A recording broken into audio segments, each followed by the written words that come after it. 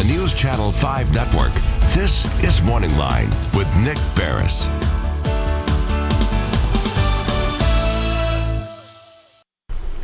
Good morning, everyone. Thanks for joining us on MorningLine. I'm Nick Barris here with you on a Tuesday. And we have a good show on tap, or one that you may want to sit back and listen to. But if you want to pick up the phone and give us a call because you hear something you want to comment or ask about, please do so. If you've been paying attention to the news of late at all, it's one of the stories that's been made headlines internationally, nationally in this country. It's out of Brazil, and you have likely heard about the fires, which this year they're saying are unprecedented to some degree in size, that are happening in the rainforests there, in the Amazon. And the significance of what it means as the Amazon rainforests are being destroyed, and why it's so important. And as I posted on my Facebook page, a couple of days ago, and there was a lot of reaction to it because people, I don't think, really realized, if you're sitting here, in front of your TV set in Nashville or Middle Tennessee or Kentucky saying to yourself, well, you know what, that's half a world away.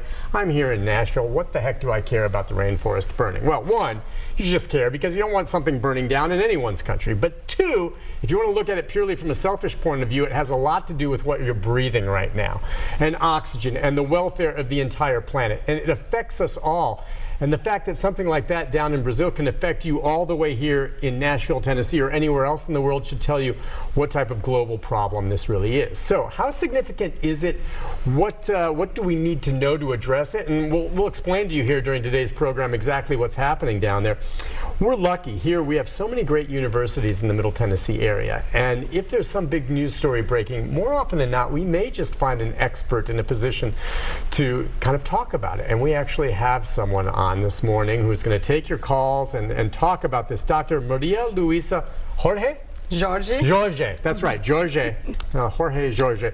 Jorge is with us, and the doctor is an Earth and Environmental Sciences, Biological Sciences professor at Vanderbilt, as I've said. Correct. You're from Brazil?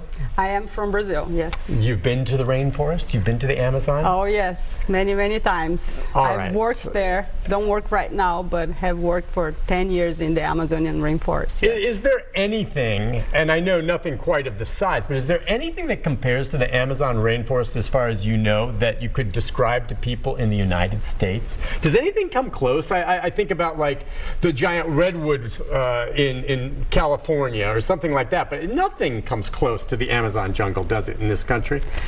It doesn't. I think the closest probably are close to us, the Smoky Mountains, because they are kind of like a diverse and humid forest. Yeah, but it's not tropical. It's not tropical, exactly. Right. So it has loses its leaves, whereas in the Amazon you don't have that seasonality as we have here. But in terms of like overwhelming diversity, I think the Smokies are similar, not pretty similar, but close.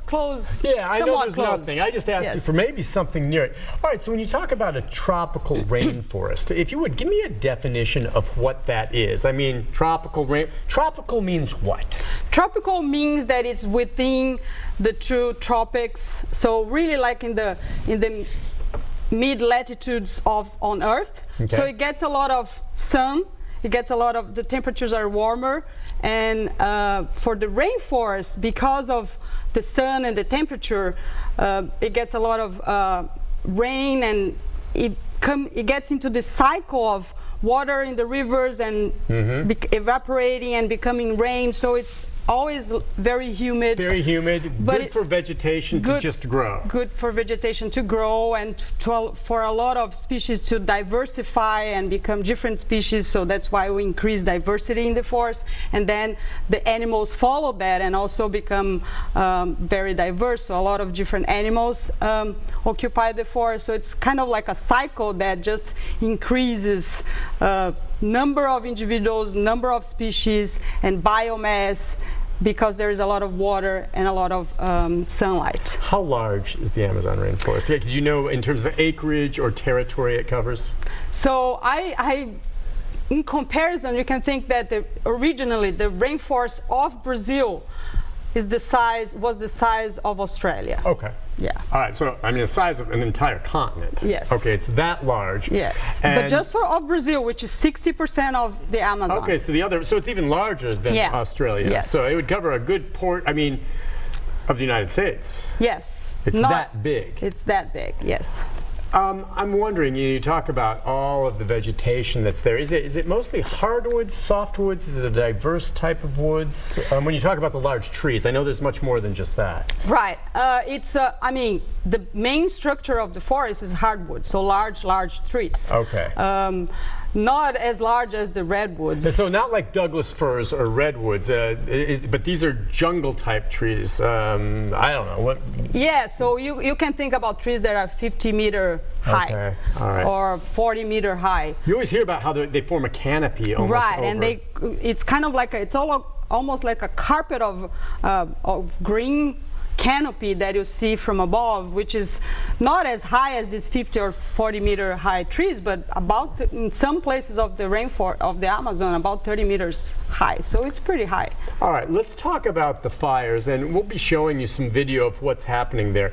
As far as I know, there have been fires in the Amazon for one reason or another for years, and now it's made some headlines now as you see some of these images because they're claiming this one this year is bigger than in the past. Is that true to your experience? Is this out of the ordinary what we're seeing this year? Because I'm wondering why all of a sudden this has made more headlines now than in the past. Yes, so my answer to that is yes and no. I think in the last 10 years, this is a change. Okay. So it is greater. So compared to last year, for instance, what the numbers that are out there are that it increased by almost 90%. The amount of fires. Yes. And what is causing the fires? What is the source of the fires? So the source of the fires is mainly human made. So deliberately set? Yes, deliberately set, exactly. Now, why would they be deliberately setting a forest fire? Because to open up, to clear the forest, the way farmers do is that they cut down the trees. They actually use 2 tractors and a big chain, and they just cut down like swaths of a forest, and then they let it dry. And then once it's dried, they set on fire, and first of all to clear the land, as well as to get some nutrients for the soil to plant or to plant grass for the cattle. Okay, so and the idea is this is cattle ranchers that are doing this. It's either cattle or nowadays I would say some crops too. Soybeans, mostly soybeans or cattle. That's the main. Those are the main, and now, corn. From the outside looking in, people are saying, "Well, whoa, that's awful. Why are they doing this?" Now, again, this is a natural resource for a country, much as we harvest our natural resources in this country. They have a right to look at this. Is it though then something that they don't realize the dangers of this? Is this just living for the moment, like a lot of Americans do too, and not realize long-term the repercussions? Does the government not realize, wait a second, we need to do something to stem them wiping out the rainforest? Well, I think there is it's a bit of the idea that, well, the forest is so large, we're just really doing that for a tiny little bit of that forest. But I think what people don't realize, people that are doing that, is that this affects the climate, affects the forest, will affect their production eventually, because if it changes the climate cycles, it's gonna come back to them.